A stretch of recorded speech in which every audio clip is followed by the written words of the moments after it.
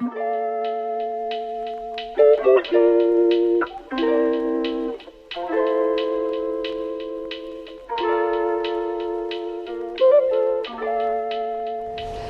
en fait non, pas du tout. C'est-à-dire que mes parents se sont séparés quand je suis née, donc je n'ai pas connu mon père tout de suite. Enfin, je le voyais, il n'y avait pas de problème, mais ils n'habitaient pas ensemble. Et ma mère était passionnée par le cinéma, et donc j'ai été élevée par une dame espagnole. Donc j'étais avec elle, et puis elle m'emmenait l'été pour les vacances d'été, qui étaient très longues à l'époque en Espagne. Et puis ensuite j'ai été dans un pensionnat de bonnes sœurs, qui ressemblait un peu à celui, je ne sais pas si vous avez vu le film d'hier, là. Et donc j'ai été un peu révoltée. Et donc, je crois que c'était en seconde ou en première, en fait, je suis sortie de ce pensionnat qui était à la campagne, où il n'y avait que des filles, et où je menais des luttes pour qu'on ait des frites à la cantine, etc. Et je suis arrivée à Paris, et j'ai voulu militer. Donc je suis rentrée aux Jeunesses communistes. Et puis assez vite, avec mes copines, c'était encore un lycée de filles, on s'est aperçu qu'il fallait aussi obéir, et comme au pensionnat, donc on est parti. Et puis après, j'ai milité dans l'extrême gauche, et donc on voulait changer toute la société. Et donc il fallait prendre le pouvoir. On pensait que les masses allaient se soulever, et donc il fallait faire Sciences Po. Il fallait faire une pré-ENA, il fallait faire l'ENA, l'École nationale d'administration, parce qu'on allait gouverner, quoi. Donc j'ai fait Sciences Po, service public, et puis je me suis retrouvée en pré-ENA, et là, je me suis dit, mais finalement, ça va peut-être pas se passer comme ça, c'était une autre époque, hein. Il y avait quand même, enfin, on était un peu idéaliste. Il y avait des grandes manifestations dans les rues, mais bon, c'était bien, enfin, il n'y avait pas de moment particulier. Et donc, j'ai demandé, j'étais boursière, à aller faire des études en Californie. J'ai été acceptée à l'université de Berkeley en Californie, et c'est là, en fait, que j'ai découvert le cinéma. J'avais une copine, qui était la fille de François Truffaut, d'ailleurs, qui, elle aussi, avait fui ses parents, et donc, elle m'entraînait à la Cinémathèque, parce qu'elle était amoureuse du type qui déchirait les tickets. Donc il fallait une excuse pour y aller, et on y allait tout le temps. Et j'ai découvert le cinéma, c'est-à-dire qu'en fait, à 20 ans, 21 ans, j'avais pratiquement pas vu de film. Et au contraire, les gens de cinéma, je me disais tout ça, c'est des gens qui ont de l'argent, qui sont entre eux. J'avais un rejet. Et c'est en découvrant les films que je me suis dit, mais c'est génial. Et c'est là où mon père m'a proposé qu'on écrive ensemble un film sur un père et sa fille qui ne se connaissaient pas. C'est un film qui s'appelle Un étrange voyage. Et donc, on l'a écrit ensemble. Et donc, je venais à Paris, je retournais en Californie. Et puis, un jour, il me dit, mais tu devrais jouer dedans. Alors, c'était pas du tout mon truc. Je lui dis, mais toi aussi, il faut que tu joues dedans alors. Et puis finalement, les producteurs n'ont pas voulu, parce qu'il faut toujours des vedettes, etc. On a demandé à un acteur qui s'appelait Jean Rochefort. Et voilà, et donc j'ai fait ce film, et c'est vrai qu'en étant sur le plateau, en voyant comment on fabriquait les images, la lumière, les acteurs, comment on pouvait raconter une histoire de cinéma en le fabriquant, c'est ça qui m'a passionnée, quoi. C'est vraiment... c'est pas des idées générales, ou voilà, donc voilà, je vous raconte ça parce que c'est intéressant, puisqu'il y avait ce rejet, et que je rencontre parfois chez certains jeunes qui se disent, bon, nous on n'y arrivera jamais et tout, alors que c'est faux. Avec des caméras comme ça, vous pouvez faire des films.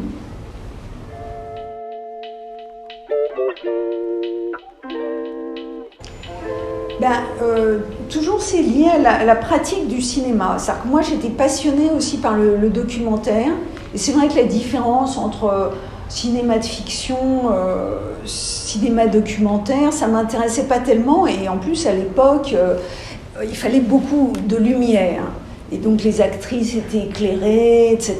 Il y avait une vraie différence. Et puis donc j'avais vu les films de Raymond Depardon qui m'intéressaient, je ne sais pas si vous connaissez son nom, enfin, et ça m'intéressait beaucoup. Et puis j'ai vu qu'il y avait une pellicule, à l'époque c'était de la pellicule pour mon premier film, où on n'avait pas besoin d'éclairer. Alors je me suis dit, mais c'est génial, on va pouvoir mettre des acteurs au milieu de la réalité, avec des vrais gens. Moi, de toute façon, vous ne l'avez pas cité, mais j'écris des livres aussi. D'ailleurs, j'avais l'intention d'en donner un, puisqu'ils sont en bas, à l'un d'entre vous. Je ne peux pas vous en offrir à tous. Et donc, je me suis dit, ben voilà, il faut que j'écrive un scénario. Et puis, ben voilà, j'avais envie de raconter une histoire sentimentale, comme ça, d'une fille un peu indépendante, un peu libre, Et puis, je me suis dit, bon, mais c'est toujours un peu les mêmes histoires. Le type est marié et tout. Et à l'époque, la Chine venait de s'ouvrir au voyage organisé. Et c'était un pays entièrement fermé. C'était la Chine communiste, etc. Et je me suis dit, ce qu'il faut, c'est tourner ce film comme si ça se passait à Porto Vecchio, dans un club de vacances, mais d'aller en Chine. Comme ça, le public verra la distance que finalement ces petites histoires sentimentales par rapport au reste du monde et à l'actualité sociale, c'est pas grand-chose. Pour nous, c'est important. Et voilà, et je me suis dit, bon, c'est vrai que j'avais vécu une histoire sentimentale comme ça, mais j'avais conscience que plein de gens vivent ça. Et je me suis dit, si je vais en Chine, ça sera intéressant. Et c'est vrai que, voilà. Et donc, je suis allée voir ce grand cinéaste, documentariste, Raymond Depardon, et je lui ai dit, écoutez, vous n'avez jamais fait directeur de la photographie. Et bon, c'est vrai que je lui proposais aussi d'aller en Chine, personne n'avait fait. Et donc, c'est le seul film qu'il a fait comme directeur photo. Et quelles étaient vos intentions à travers ce film ? De faire un bon film et que les gens aillent le voir et que ça les intéresse et que on va pas dire que ça me vieillit trop depuis quand je l'ai fait, mais je l'ai revu parce que je l'avais pas revu, je l'ai revu là, Bastia, et je trouve que ça tient le coup, quoi. C'est assez simple, il n'y a pas de musique, la musique parfois ça vieillit, quoi, ça. Et bon, j'assume.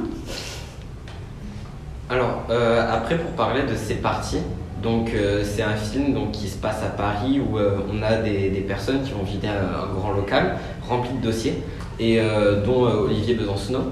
Et donc, ils vont jeter des archives par la fenêtre qui ont été accumulées par leur organisation, qui est la LCR. Et donc, un peu plus tard, le parti anticapitaliste va commencer à naître. Et donc le film suit les débuts pleins d'espoir et d'embûches de ce parti. Et donc comment avez-vous l'idée de ces partis ? Alors je précise une chose qui est assez particulière en France, enfin je pense, c'est qu'aux États-Unis, je pense par exemple, je ne sais pas si vous connaissez Kevin MacDonald qui fait des très gros films mais aussi des documentaires. Moi je fais donc Pékin Central, je fais les deux. Et donc Pékin Central, évidemment entièrement écrit, une fiction. C'est parti, c'est un documentaire.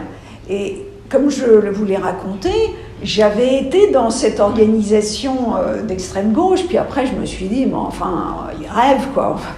Enfin, c'était un peu idéaliste, mais sympathique. Un monde où l'argent n'est plus la règle. Donc, pourquoi pas ? Et donc là, je dîne avec un de ses anciens copains, et il me dit, oh mais nous, notre truc, le marxisme, le léninisme, tout ça... c'est plus dans l'air du temps, donc on va changer, on va s'ouvrir, et effectivement jeter nos vieilles archives par la fenêtre. Donc je me dis déjà ça c'est visuel, la benne à ordures avec les œuvres de Lénine qui tournent dedans. Et puis il y avait un an, dans un an on va construire le nouveau parti. Donc il y avait un début, un milieu, une fin. Ça c'est vrai que pour moi c'est important parce que les documentaires c'est bien mais souvent c'est une chronique quoi. Et donc voilà, et à l'époque Olivier Besancenot était assez connu, donc ça a intéressé les gens, parce qu'il faut aussi financer un film. Il ne suffit pas d'avoir une bonne idée, il faut qu'il y ait un certain nombre de personnes qui pensent que c'est une bonne idée. Et donc j'ai vu arriver, il y avait, si vous voulez, par exemple, il y avait plein de jeunes musulmans qui arrivaient, croyants, et qui disaient mais il faut mettre la religion dans le programme.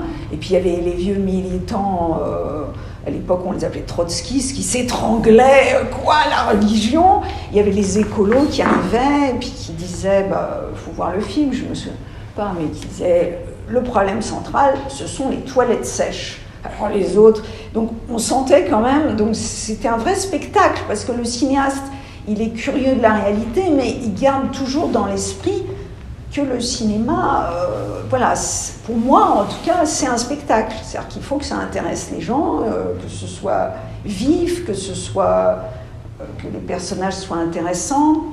Et c'est vrai que je choisissais des gens qui ont une affinité avec la caméra. Je me suis dit, mais c'est pas ça comme ça. J'arrivais, et puis au début d'ailleurs, pendant, je sais pas, 3 semaines, j'étais là, ça les gênait un peu, parce que j'étais là et je filmais pas. Alors ils se demandaient, mais je regardais un peu ce qui allait pouvoir être intéressant pour le spectateur, quoi.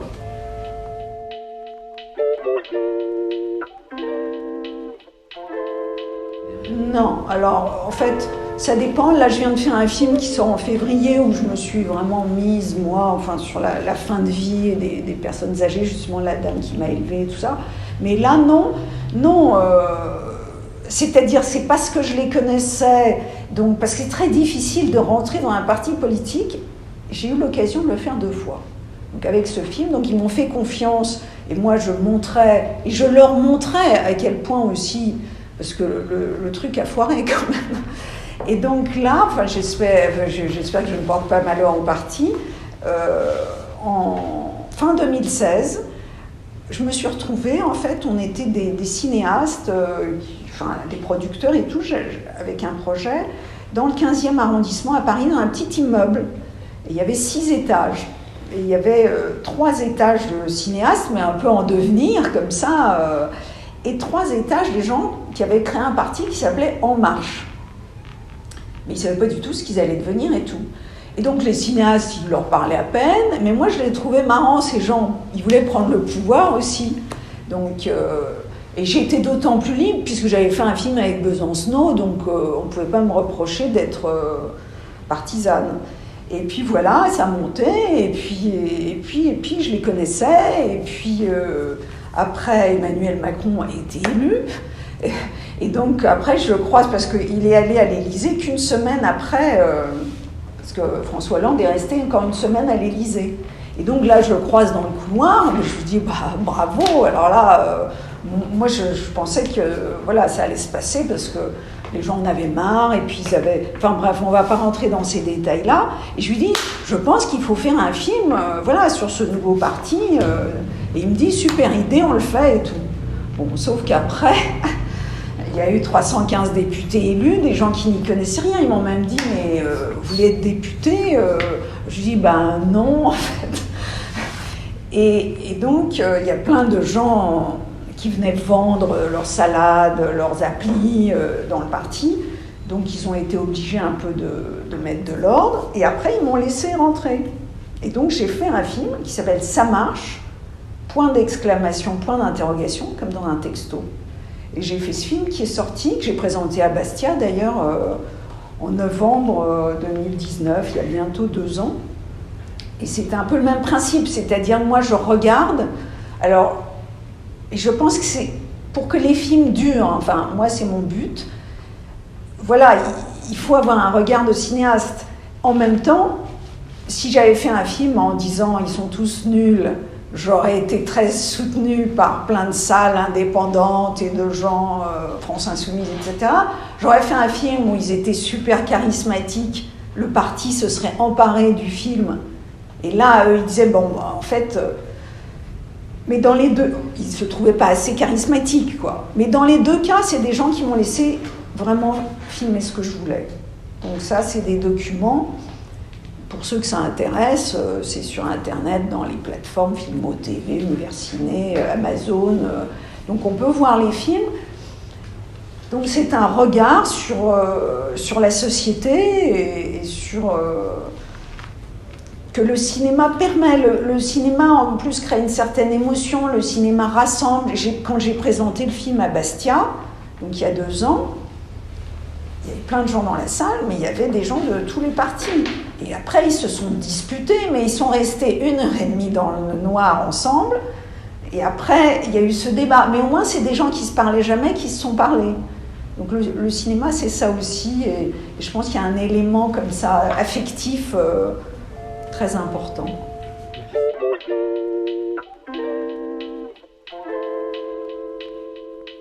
C'est effectivement, c'est une très bonne question, parce qu'en fait l'idée elle est assez simple. Et souvent, les cinéastes se perdent, et puis il y a des pressions terribles selon le budget aussi du film. C'est sûr que, voilà, si on fait un petit film qui coûte pas cher, on est plus libre. Mais tout le monde tire le film vers son truc. Même quand on tourne, le chef opérateur va vouloir souvent, enfin, pas les plus grands, mais faire une belle image. L'ingénieur du son va dire non, mais là c'est pas possible, alors qu'en fait il faut tourner et peut-être on pourra doubler cette séquence. Moi je suis pas une dingue du direct, et en plus l'image aujourd'hui, on peut changer la lumière, on peut tourner une image de jour et la faire nuit. Donc, et c'est vraiment au cinéaste de garder, c'est sa responsabilité, son idée, je dirais son émotion aussi de départ, une sorte de clé de sol comme un musicien. Il y a ça c'est pour moi. Et quand un acteur joue, on voit le film, moi je dis le film quoi. Et après quand on transmet ça, les gens ils s'emparent du film. Parce que si c'est trop dictatorial et tout, au bout d'un moment les gens disent oh lui celui-là il m'embête. Donc il faut que les gens s'emparent du film, et donc le metteur en scène comme un chef d'orchestre, quoi, sur une note qui est la note de départ. D'accord. Donc vous arrivez à répondre à vos notes d'attention? Oui, enfin, ce qu'il y a, c'est qu'on écrit beaucoup de notes de dossier, vous en avez peut-être déjà fait pour les commissions, les machins. Alors moi j'écris un peu, c'est pas la même chose d'une chaîne de télévision qui va vouloir se dire je vais faire un super audimat, et puis le Centre national du cinéma qui veut que ce soit très moral. Bon après, oui, enfin ce qu'il faut c'est vis-à-vis de soi-même, savoir ce qu'on veut, et parfois le présenter de manière un peu habile aux uns et aux autres. Mais oui, enfin moi j'ai l'impression, mais c'est vrai, et là j'ai un projet qui a un beaucoup plus gros budget, donc j'ai pas été confrontée à des énormes budgets, parce que je l'ai pas souhaité. Mais c'est sûr que c'est plus de pression. D'accord. Et ce serait possible d'étudier vos scénarios, vos notes d'intention? Ah oui, absolument. Absolument, parce que... Oui. Et puis, j'ajoute un petit truc, puisque j'ai vu qu'ils ont généreusement... Enfin, ils n'ont pas mis ça sur le programme. Alors, je vous précise que dans le... Bon, enfin, c'est compliqué d'organiser un festival, et vraiment, c'est super bien organisé. Mais ma bio s'arrête à peu près il y a 20 ans en disant oui, elle fait du docu, alors que j'ai fait 5 films, dont une comédie, et j'écris des livres aussi. Et en fait, j'ai vu qu'en bas, il y a 2 romans. C'est des films que j'ai pas réussi à faire. Parce que si vous voulez devenir cinéaste, il faut quand même savoir que quand on fait un film, c'est super, mais personne n'en parle parce que c'est un métier où il faut toujours dire qu'on est top, que tout va bien, que tout le monde vous désire. Mais en fait, on fait beaucoup de choses. On travaille beaucoup pour rien. C'est-à-dire qu'on peut préparer un film pendant 3-4 ans et il ne se fait pas. Alors, on est quand même payé en développement, on arrive à gagner sa vie et tout ça. Et donc, moi, j'ai fait, en tout cas pour 3 d'entre eux, des romans. Parce que je pars de toujours, comme tu disais, ce truc de base, pourquoi je veux faire un film. Il ne faut pas se dire, je veux faire du cinéma, parce que, bon, assez vite, on peut y arriver comme ça, mais pourquoi? Parce que comme c'est très dur, il faut vraiment avoir la niaque et la détermination et la nécessité de faire un film. Et quand on l'écrit, on peut l'écrire avec quelqu'un aussi. Hein. À ce moment-là, il faut trouver une âme sœur. Et donc, voilà, je peux donner un livre, voilà, par exemple, d'un livre que j'ai fait, Le Lapin Enchanté. C'est vrai que c'est un film un peu bizarre, hein, tout le monde m'a dit, oh là là, les actrices m'ont dit, non, je ne peux pas faire ça et tout ça. Et d'ailleurs, je l'ai donné à Audrey Diwan, qui est venue présenter son film samedi, qui a eu le prix à Venise, qui s'appelle L'événement. C'est sur une fille qui n'est pas, a priori, ravie d'être enceinte. Mais bon, j'en dis pas plus. Le mien, ça se termine bien. Merci beaucoup. Mais et alors vous, non, moi je peux pas retourner la caméra. Donc et toi, pourquoi tu as choisi l'option cinéma? Alors moi je choisis l'option cinéma parce que ça fait aussi plusieurs années que je m'intéresse beaucoup au cinéma, aux films, aux séries, à tout type de cinéma. Et du coup je suis venu exprès ici dans ce lycée justement pour pouvoir m'intéresser plus en profondeur, en apprendre plus du coup sur le cinéma et élargir un peu plus ma culture. Et donc est-ce qu'il y a quelqu'un d'entre vous qui a déjà réalisé un film Pour le bac, déjà, on doit en réaliser un. Ouais. Et on en a déjà fait, oui, l'année dernière. Ouais, des sortes d'exercices d'entraînement Ouais. pour faire avec ta matière. Et alors, vous étiez content de vous? Oui. Ouais. C'est les premiers. Et vas-y, toi par exemple? Moi, pourquoi j'ai choisi l'option? Parce que moi, en fait, je suis un passionné d'audiovisuel, j'adore monter les vidéos, les musiques, machin. En fait, j'aime bien tout ce qui est technique dans le cinéma. Et surtout que mes parents, ils veulent que j'ai une grande culture de ça, parce qu'ils adorent ça. Et du coup, ils m'ont mis là-dedans depuis que je suis tout petit. Du coup, moi, j'adore ça. Parce qu'on peut effectivement commencer à travailler après le bac. Donc c'est quoi votre intention? C'est pour l'an prochain, puisque vous êtes en terminale. Donc là, en janvier, vous allez devoir faire des choix. Moi, je voudrais bien faire un ingénieur du son. Parce que j'aime bien tous ces... Mais parce que moi j'ai encadré des stages dans une école qui s'appelle la Cinéfabrique, où on peut rentrer post-bac, qui est bien, mais enfin bon, c'est pas forcément nécessaire. Et toi par exemple? Et toi? Moi j'aime bien le fait de réaliser par exemple quelque chose qu'on crée, de montrer notre vision aux autres en fait, en la réalisant par quelque chose qu'on a créé. Oui, parce qu'il n'y a pas que le long métrage au cinéma. Moi, je vous raconte ça, mais j'ai commencé il y a longtemps. C'est-à-dire qu'on a besoin d'images aussi, et donc c'est important que les gens prennent en charge aussi la façon de raconter leur propre histoire, quoi. Et puis c'est vrai qu'avec YouTube et tout, on peut mettre des films sur Internet, avoir des retours. Et toi, par exemple? Moi j'aime bien, pareil, un peu comme François, j'aime bien l'audiovisuel en général. Et ça fait un moment que j'aime les caméras, que ça fait un moment que j'aime le montage. Donc moi je sais pas trop dans quel sens m'orienter, dans le sens où j'aime bien la musique, j'aime bien les reportages, les documentaires. J'aime bien la même chose, présenter en fait son œuvre à un public et ce qui me plaît le plus en fait. Ouais. Et puis en plus, moi je vois là par exemple quand on a présenté Pékin Central, le son, c'est vrai que c'est intéressant parce que nous on a fait des films pour la salle, donc en 5 points, etc. Et puis très souvent, donc ils passent à la télé, mais le son est complètement compressé, ça le change complètement. Donc moi quand j'ai vu le film, il est très ancien, parce qu'on va le restaurer là, et le son va être très différent. Et ça serait intéressant pour vous de voir des films restaurés, avec des sons différents. Enfin ça là on rentre un peu dans le truc d'école de cinéma. Oui. Mais moi j'ai pas fait d'école de cinéma, hein. Quand j'étais en Californie, je faisais toujours la suite de mes études de sciences politiques, et j'ai appris sur le tas. Et ceux qui se cachent derrière? Moi, j'avais pas prévu d'aller en cinéma, de base ça m'intéressait pas spécialement, et maintenant au final j'aime vraiment ça, je trouve que c'est très intéressant. Par contre, l'année prochaine, je ne sais pas si je fais une école de cinéma ou si je fais autre chose, je ne sais pas encore. D'accord, mais de toute façon, déjà, c'est une formation de faire l'option cinéma de spectateur. Et toi?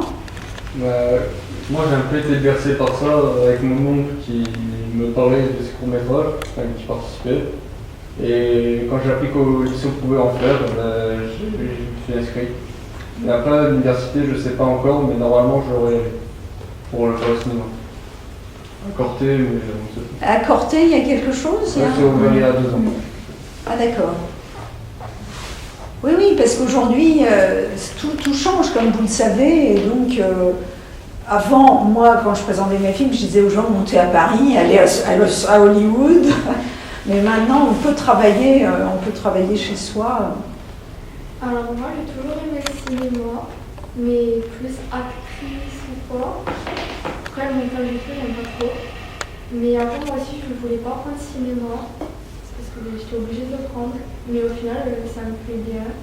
Et l'année prochaine, je ne vais pas faire du cinéma, je vais faire des études de droit. D'accord. Oui, mais on a besoin d'acteurs, d'actrices.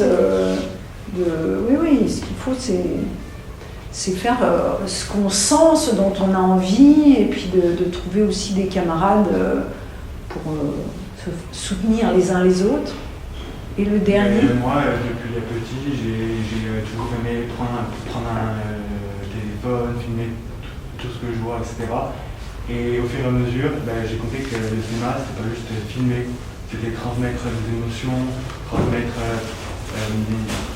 je trouve qu'avec la lumière, etc., il y a tout qui peut changer par rapport aux couleurs.